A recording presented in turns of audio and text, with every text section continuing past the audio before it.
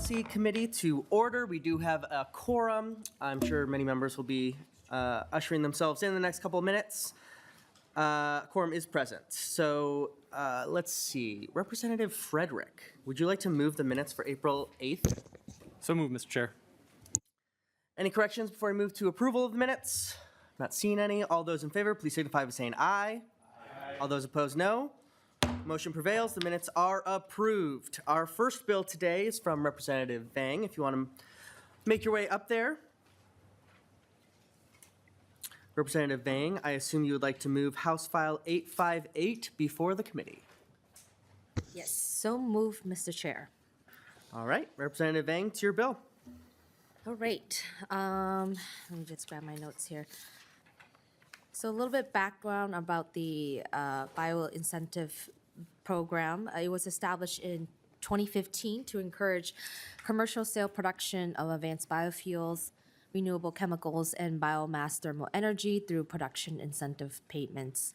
The bioincentive program sunset in 2025. Eligible producers or facilities can enter the program until of June last year. Once a producer... Representative Vang, I'm so sorry to interrupt you. Could you move the mic just a little closer? All right. Thank you. My apologies. Once a producer enters the program, they are eligible to receive claim reimbursement payments for 10 years. The Bill House File 858 requires MDA to collect information from program participants every year. They receive a claim reimbursement. As of February 2025, there are about 14 producers participating in the bioincentive programs. For this bill, for the program requirements to receive the payments, the production facilities within Minnesota must begin producing biofuels, renewable chemicals, or biomass thermal energy before June 30th, 2025, meet quarterly minimum production levels, use biomass from agricultural or forestry sources or the organic portion of solid waste, and source 80% of renewable biomass from Minnesota, and harvest agricultural and forestry biomass in ways that do not harm the environment. And they can receive payments for up to 10 years on a first-come, first-served basis while funding lasts. And starting in 2019, the program has regularly expended all of its annual funding. And so in 2024, there was a legislative audit conducted by the OLA. It focused on MDA's internal controls and adherence to legal requirements, not so much on the validity of the program or if it was working as intended. The LA did come up with two recommendations: that the department should require that grantees submit progress reports annually, and that the reports include sufficient details on project progress, and then suggest that the department should not make payments to grantees with past due progress reports. And so following up the OLL's recommendation, House File 85 includes a robust new list of reporting requirements that program participants or producers must provide before receiving payments. And in the bill, it lists about 10 items. One is the producer's business structure, the name and address of the producer's parent company, a list of financial assistance received, goals for a number of jobs created and progress in achieving those goals, and including equity hiring goals as well, wage goals and progress in achieving goals for jobs created or maintained by the producer, board member executive compensation, evidence of compliance with environmental permits, the producer's intended and actual use of payments received from the commissioner, and if applicable, a latest financial audit opinion statement produced by a certified public accountant. And so it's a pretty, I think it's, it does what the OLA recommends, but also does a little bit more to continue on with like the transparency of knowing where our public dollars are being spent or if it's been well utilized. And with that, Mr. Chair, I'm happy to take any questions.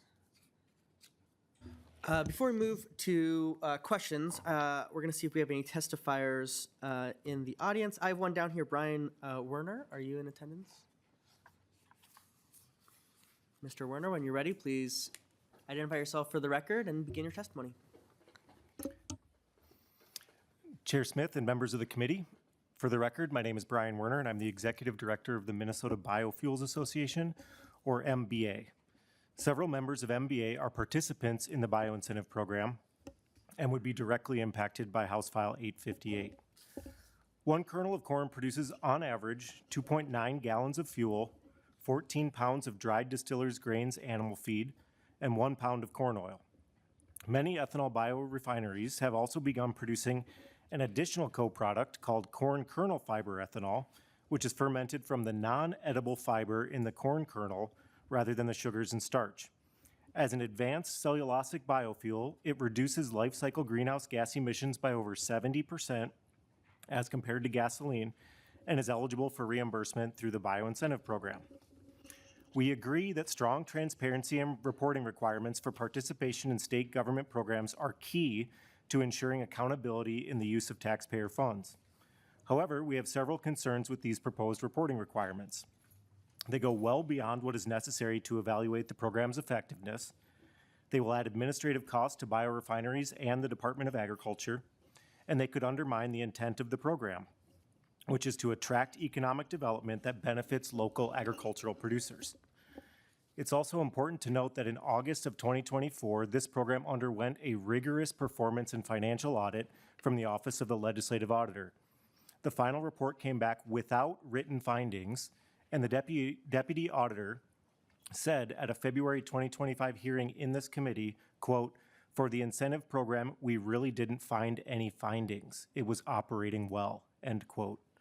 Again, we support enhanced transparency and reporting, and would be happy to work with the author and the committee on a more effective approach that produces improved accountability and program outcomes without increasing bureaucracy. Thank you for the opportunity to testify. Thank you, Mr. Werner. Is there anyone from the public who's here that would like to testify that was not pre-registered to do so? Does not look like it, so we'll move to member questions. Any member questions?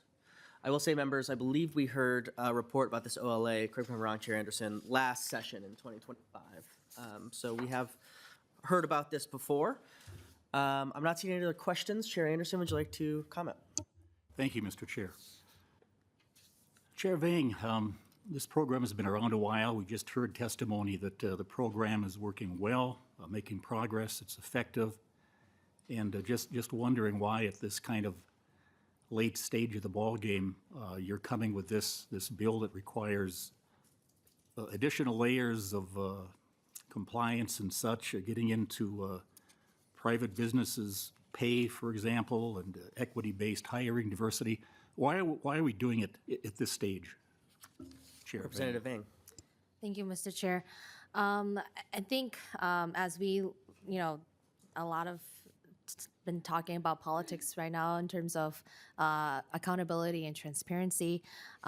This is not to suggest that the producers are I guess, not doing or misusing public dollars, but really there is really not a lot of requirements right now, especially with the when we look at nonprofits and how much we scrutinize them for making sure they turn in their grant reportings on time, and yet for public dollars to private entities like the bioincentive program, there's not much reporting requirements involved. And so I think just leveling the consistency of reporting requirements and making sure that we are aware of whether the program is doing well. I think the OLA recommendations or the audit didn't really do so much in terms of measuring the success or the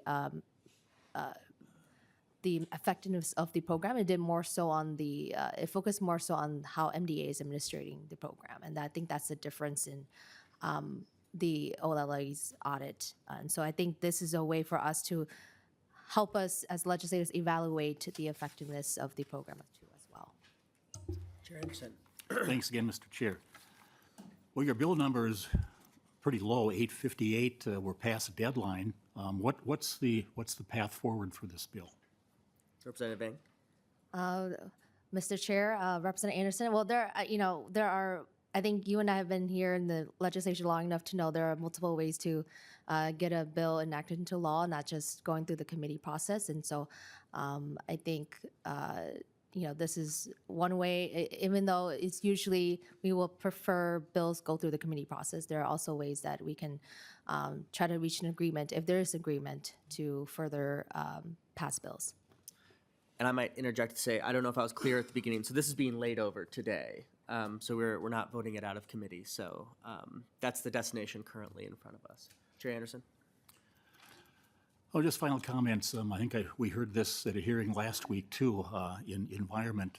This bill appears to be a solution in search of a problem.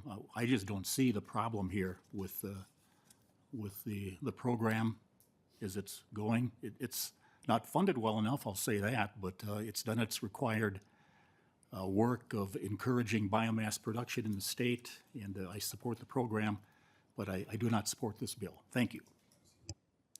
Thank you, Chair Anderson. I might take a moment as chair to say a big emphasis of our entire session has been making sure that public money is used as well as possible. And we're thankful the OLA report on this particular program came back positively. But going forward, I think we need to scrutinize every dollar that we go through this committee. And specifically, one of the things mentioned is goals for the number of jobs created and progress in achieving these goals, which is something I think we want all of our public programs to be able to show us. So I see this as supporting the program to continue to report on its positive gains. But Representative Vang, we'll let you close off this hearing. Thank you, Mr. Chair. Just want to thank the committee for their time on hearing this bill. This is not the first time that this bill has been in front of the Ag Committee, and I think this could be a further conversation as we continue to discuss the end of session. Thank you for your time and support.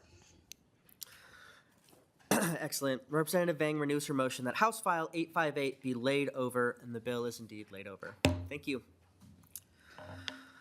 All right, now it's time for the big event, presentation of the governor's supplemental budget recommendations. We have many members from the Minnesota Department of Agriculture here today, including Deputy Commissioner Vauble, who I see is making her way up.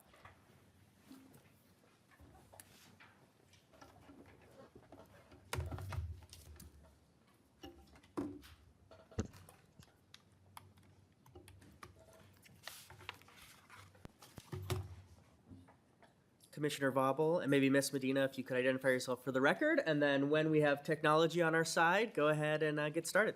Thank you so much, Mr. Chair. For the record, my name is Andrea Vauble. I serve as Deputy Commissioner at the Minnesota Department of Agriculture. Thank you, Chair. My name is Michelle Medina. I serve as Director of Government Relations for the Department of Agriculture. So we are here to go over the governor's supplemental budget recommendations. You will notice that there is a theme here that all of it is budget neutral. So this bill does not have any cost to it, but it also does actually have some efficiencies and savings, which we'll go over. I will try not to go as quickly as I usually do, but please let me know if I'm going too fast. So the first one is our Rural Finance Authority Agroforestry Loan Program. Again, it's budget neutral. It expands the practices that Minnesota farmers can finance through our agroforestry loan program. This program has been very lightly used and requires updates to better align with practices that are becoming more commonplace since its inception of this particular program in the year 2000. Includes agroforestry crops and then agroforestry systems such as silvopasture and alley systems.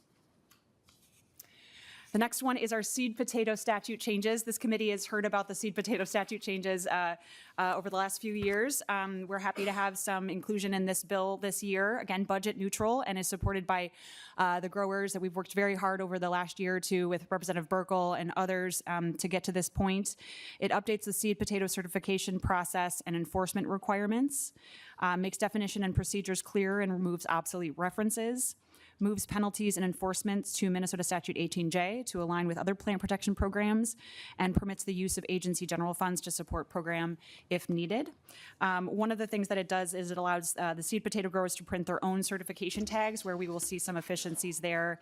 Allowing growers to print their own tags could result in a small revenue loss for us at MDA of about approximately $10,000, but we would be offset by the same amount due to reduced labor and supply costs. The next one is our industrial hemp statute changes. Again, budget neutral. This updates our Minnesota Statute 18K, the Industrial Hemp Development Act. It aligns our statute with the state hemp plan that we filed with USDA and has been approved, and it creates one license for both growing and processing raw industrial hemp. It also is in line with the creation of the Office of Cannabis Management, or OCM.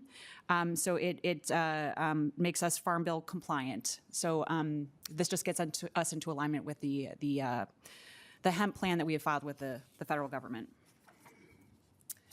Ag marketing report efficiency proposal. So we have a series of legislative reports that are required as part of our Agri grant program. So we're reporting, just for efficiency's sake, to combine the separate Agri legislative reports into one annual report for our Food Retail Improvement and Development Grants Program, or FRIDGE, used to be called the Good Food Access Program. The bioincentive program we just discussed, as well as our biofuels infrastructure financial assistance program. We also suggest reducing the dairy development and profitability enhancement report from annual to biannual.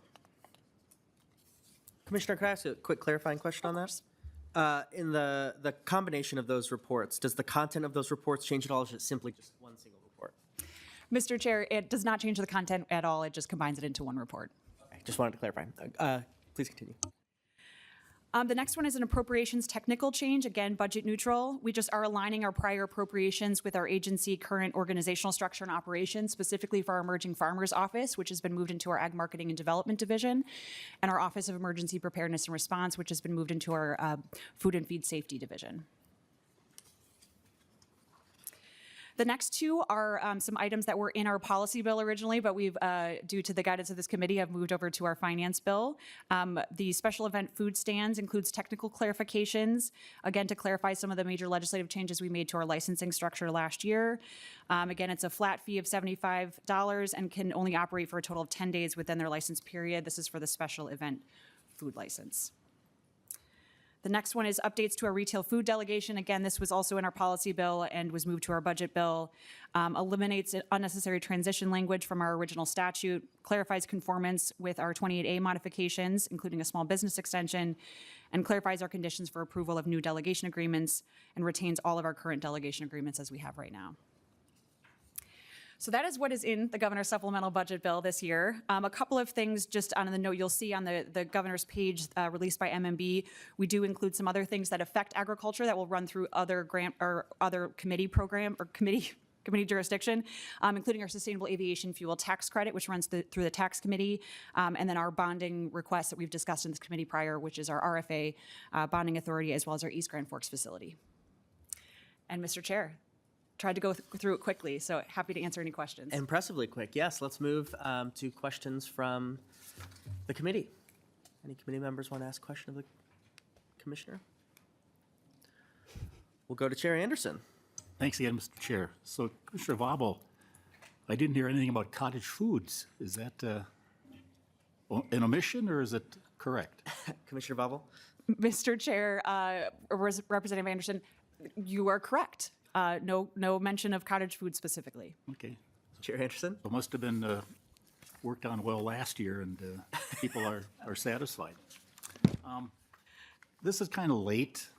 Reason for that, I know it's budget neutral, but again, what do you hope is the path forward? Commissioner Vobble?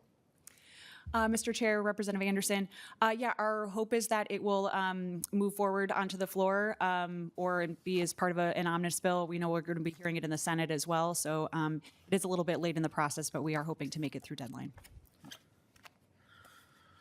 All right, doesn't look like we have any more questions. That was record time. Thank you so much. All right, thank you.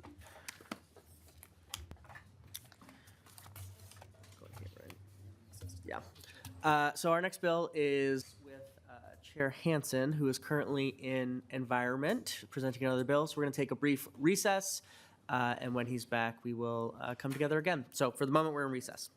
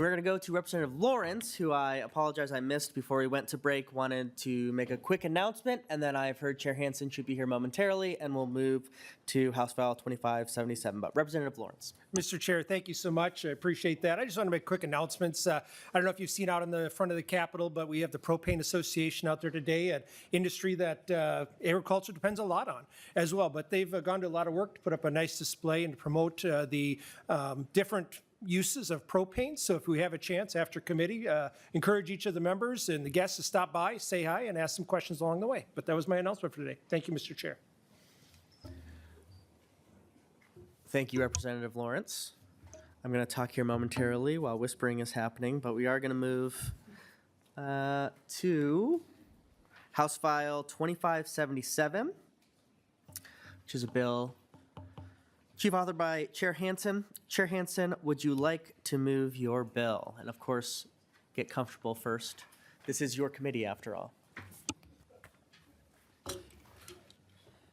Thank you, Mr. Chair, and I had to check with the other Mr. Chair on what I was going to do here. So we're on 2577, so I'd move House File 2577 to bring it before the committee. Chair Hansen has moved House File 2577 before the committee. Chair Hansen, to your bill. Thank you, Mr. Chair and members. House File 2577 was before the committee a year ago. Not much has changed, except more states and other places have discovered the challenge relating to PFAS in sewage sludge and the application of sewage sludge for fertilizer. So this bill, which we debated extensively last year, has these same issues of defining some of the criteria with sewage sludge, allowing the Department of Agriculture to review records on sewage sludge transactions to help investigate where PFAS may occur, records retention, and then also determines that open burning of fertilizer has an unreasonable adverse effect on the environment and prohibits that. It also prohibits the application of animal waste and sewage sludge, so that's application, not a spill, to impervious surfaces, streets, parking lots, driveways, and mandates that containment when it's on an impervious surface. So that is House File 2577.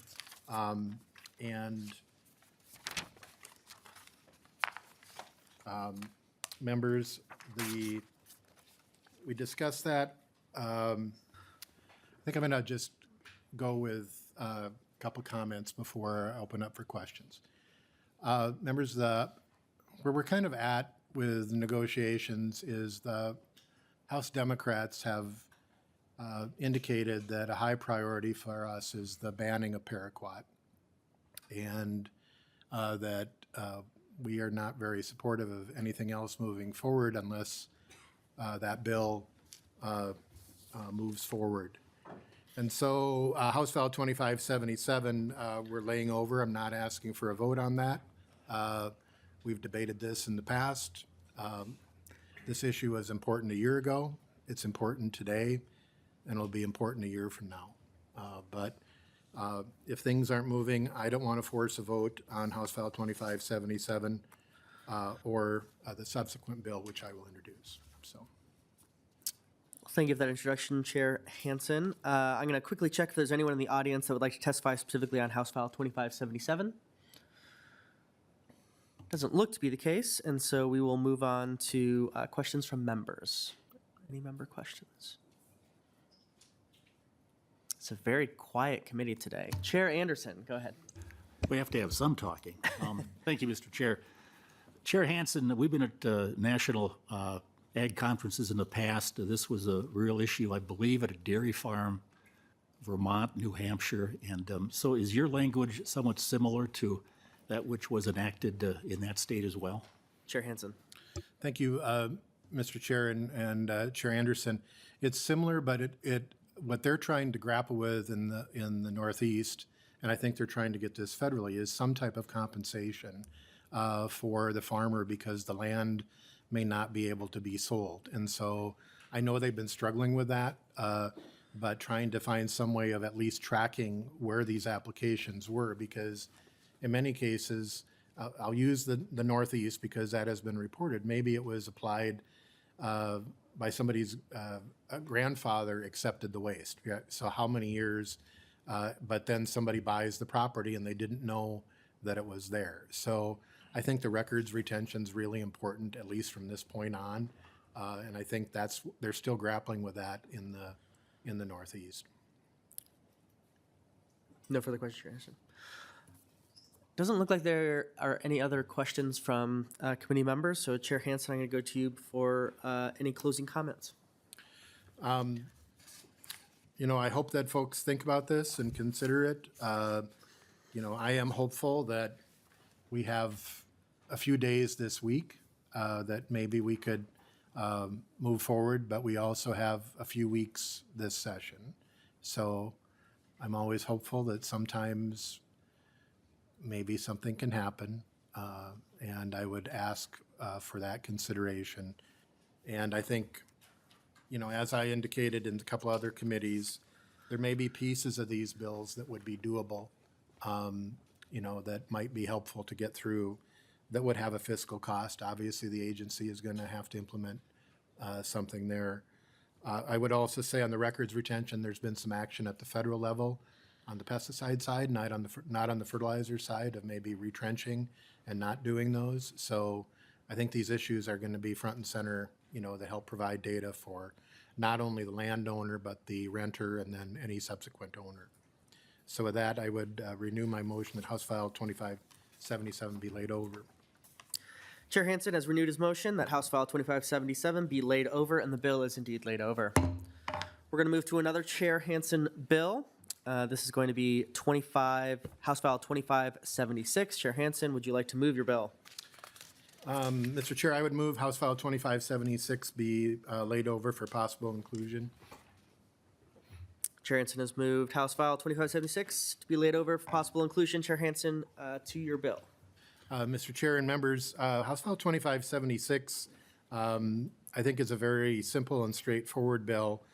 You will see letters in your packet from interesting supporters and opponents for this bill. I would just give maybe some folks an indication of my experience with this, that when I was hired at the Minnesota Department of Agriculture back in 1988, we had a program I created called Rinse and Win to encourage an educational program to properly rinse empty pesticide containers. And then I set up a pilot project for recycling empty pesticide containers. And that was in 1989 and 1990.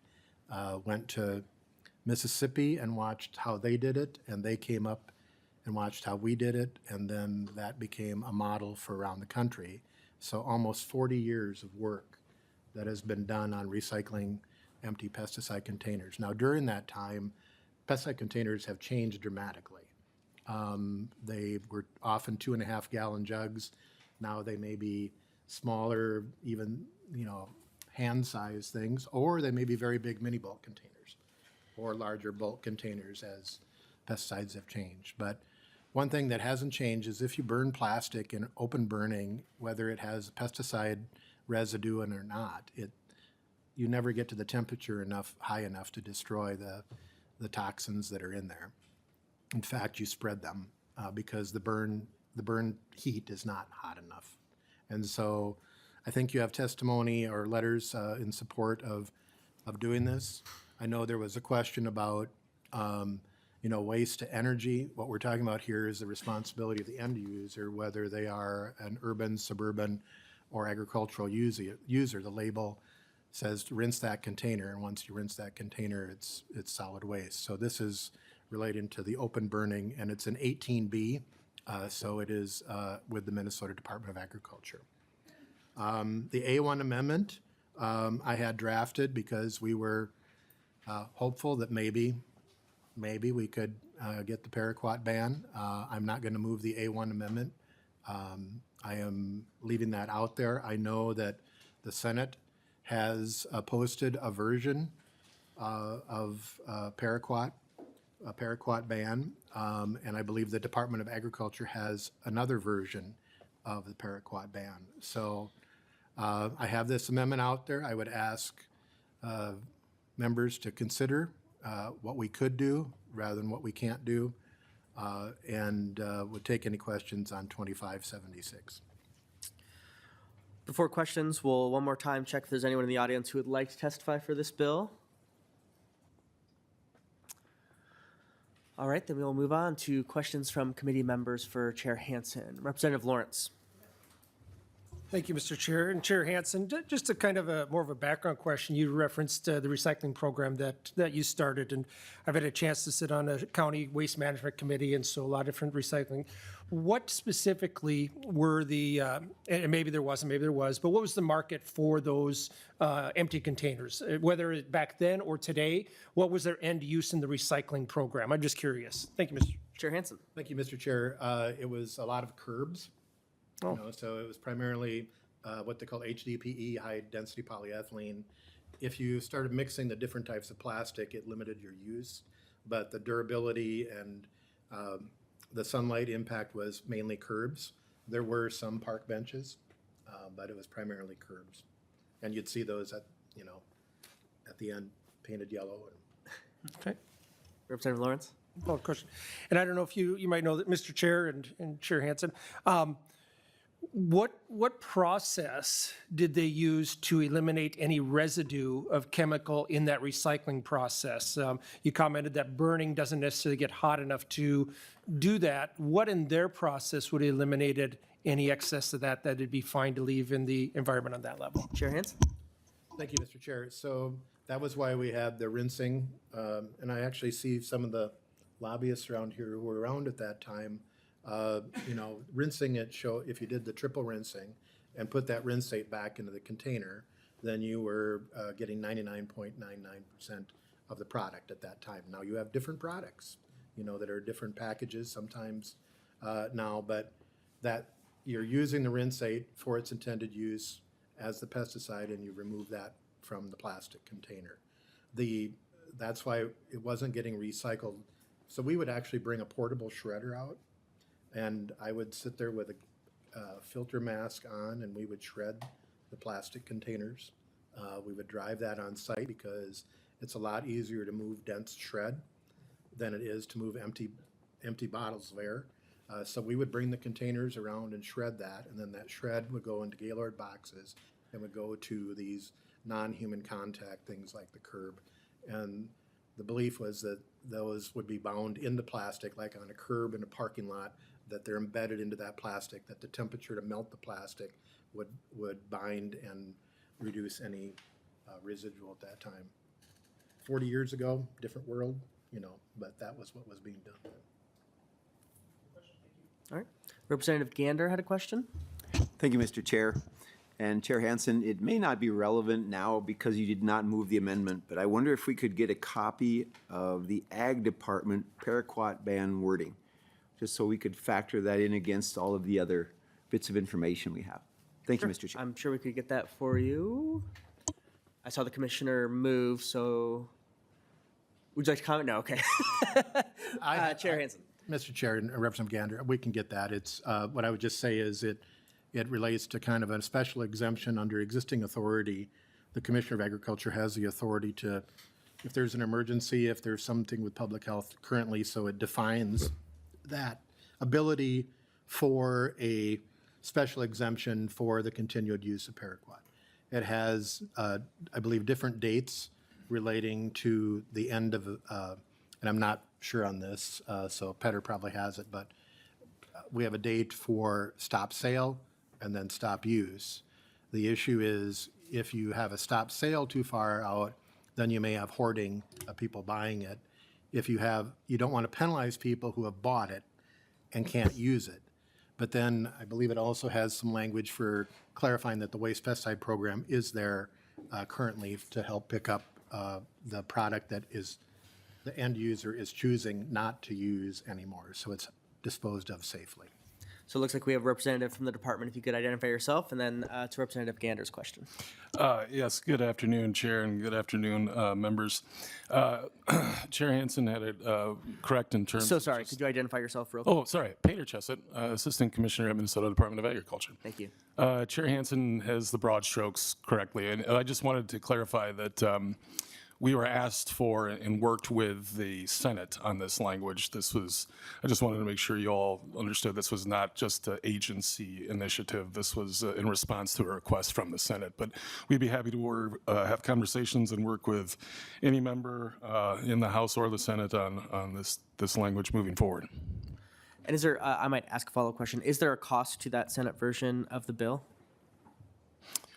Yeah, as far as I know, there is still a fiscal note associated with that. That's also part of the conversation, is what the overall cost might be, depending on dates and other factors that are being worked on in that language.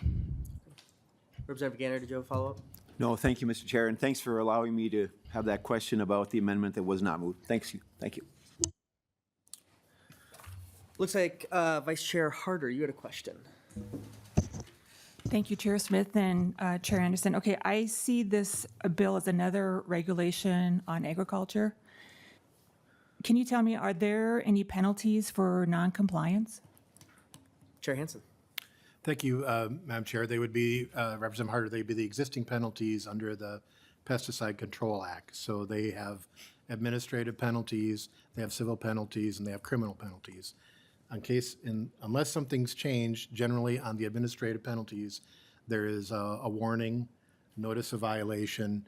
There's usually several steps when there is repeat action. So we're not adding any additional regulatory, it would be the existing Department of Agriculture regulatory suite that they used, and they could highlight the details, but generally I'm not sure if the correct order, but there'd be like a warning, a notice of violation, and then, if somebody just keeps doing it over and over again, then you may move to a financial penalty. But they have that administrative authority within the department now. This does not add anything. Vice Chair Harder. Yes, thank you, Chair Smith and Chair Anderson. Okay, my next question has to do about the enforcement of compliance. So I'm trying to think of the entire state of Minnesota and how many farmers may have these containers. So who would enforce the compliance? Would that be the state that would come out to enforce it? Would it come down to the county? And if it is the county, would funds go to the county for enforcement? Thank you. Chair Hansen. Mr. Chair and Representative Harder, and again, going off of my memory working with the Department of Agriculture, it would be a complaint-driven process. And so when it's complaint-driven, it's not a delegated authority like the feedlot law. 18B rests with the locals do not have that authority, with a couple of small exceptions for the big cities. But it is the Department of Ag. It's going to be their inspectors. They would have to respond. They'd have to document and demonstrate that proof. Vice Chair Harder, do you have a follow-up? Chair Anderson. Thank you, Mr. Chair. We have plenty of time. I'd like to call up Mr. Stamper from the department, if he would step forward. Sometimes there's misunderstanding about a federal label and a state label, and maybe Mr. Stamper could explain a little bit about if there's differences in labeling between federal and state, in this case, in terms of container disposal. Mr. Stamper, if you could identify yourself for the record and then begin your testimony. Mr. Chair, representatives, thank you for the question. Typically, when we talk about the regulation of pesticides, we always lead with the label is the law. Every pesticide label that is approved by the EPA is unique, and each of those different labels have specific language that addresses the hazard, the risk, how to safely use these products, what are considerations that need to be had in the handling, the use, the disposal, all of those different things. And as a function of that, there is, to my knowledge, there is not uniform language on pesticide labels saying, do not burn these containers. They will have language that says, like, dispose of in accordance with like state and local regulations because they're trying to draft something that, that can be enforced across the country. Thank you. I'm sorry, Mr. Chairman. Could you identify yourself for the record so we have that? Sorry, Joshua Stamper, Division Director of Pesticide and Fertilizer Management. All right. And Chair Anderson. He's got one more for you. Don't go away quite yet, Mr. Stamper. Thanks, Mr. Chair. A lot of co-ops, and I think it's in conjunction with the department, have collection points or days you can bring your containers in. Could you tell us how widespread that is in Minnesota? Yes, Mr. Chair, representatives, every ag chem dealer will take back waste pesticide containers from there. This is something that is offered as a service because typically the industry doesn't want this. They don't want paraquat jugs blowing across fence lines and stuff like that. But those are things that have historically happened. And, I'm not going to say that burning paraquat or burning containers is common, but it happens. And I think that part of this is also an educational message about how do we make sure that everyone understands like what are best practices in handling these products and how do we make sure that we can safely handle them for the future. Okay. Chair Hansen, did you want to say something? Just on that, that's 36 years of having container collection programs. So the idea that they have that ability, so the folks that maybe the small fraction that are burning them, having that law clearly there gives the department the authority. It's not that they don't have another option. They've had it for 36 years. Chair Anderson? No further questions? All right, it looks like no more questions from committee members. So Chair Hansen, would you like to have any closing comments? Mr. Chair, this is the last committee that the DFL will be chairing. There is one more committee on Wednesday. Often there are extraordinary things that happen at the legislature. But I would, just reach out an open hand to continue these discussions to see what's possible, knowing where our priorities are. And I'm not just speaking for myself, I'm speaking for our committee on the Democratic side. I renew my motion to lay over 2576. Thank you, Chair Hansen. He has renewed his motion that House File 2576 be laid over, and the bill is laid over. That is our last bill on the calendar for the day. We do have one more committee before third deadline. Chair Anderson, would you like to say anything about Wednesday at all before we get there? Thank you, Mr. Chair. Yeah, our last meeting on Wednesday, we will have a delete all. And in the meantime, we will be talking with Chair Hansen. And if I could just say one thing about the topic that's holding us up right now, the ban on paraquat. I've talked to a lot of farmers, and I think our committee members have as well. And the one thing that I keep hearing over and over is, if we ban paraquat, what's next? And that's a genuine concern about what could happen down the road. And realizing paraquat is not very widely used anymore, although it is getting more use because of is a burn down for cover crops, which we are encouraging to have more cover crops. But again, it's the I'm not going to say mistrust, but the wondering if we start banning a product, in any product being banned is a serious thing. And the concern is that if we start with this, and I've done a lot of research on this. Bills have been brought up to do this in 13 states. It has not passed in one of them yet. And in 2 states, in Utah and in West Virginia, I believe, the legislation called for a ban within 1,000 feet of a school. And those bills did not pass. So I think we need to look at this carefully and understand that the use in Minnesota is not very prevalent, maybe a couple 100,000 acres, and we have 25 million acres of cropland in the state. So we will continue working, and I have not seen the entire Senate language yet. We'll sure take a look at that and try to come to some sort of agreement by Wednesday. Thank you, Chair Anderson. Chair Hansen, we have time. Why not? Go ahead. Thank you, Mr. Chair, and just directly, so it's in public, Chair Anderson, you know, the paraquat has a danger warning, skull crossbones on the label.